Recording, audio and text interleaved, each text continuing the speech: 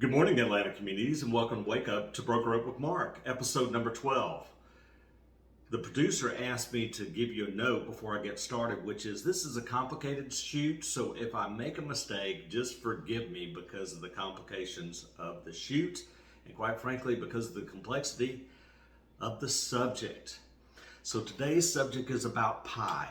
We have all kinds of different pies here in the kitchen, and this is a whole pie. This represents a 3% pie. This is a 2.5 pie, which represents 2.5%, and this is a 2.25 pie, which represents a 2.25% commission. And this is, as some things are going, commissions are getting smaller, so they're smaller pies. And this is kind of an ugly looking pie. And these are pies that are of various sizes and shapes, might be commission dollars that you're picking up, independently of any one big old pie.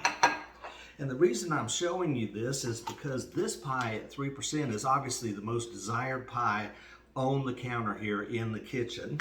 This being the second most desirable pie, which is the 2.5% pie, and this being the least desirable pie, which is the 2.25% pie.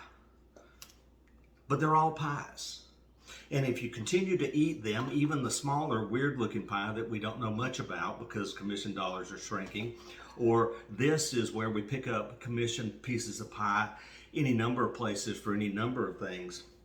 All of these have one thing in common, and that is they're bigger than this pie. You know what this pie is? This is the no pie.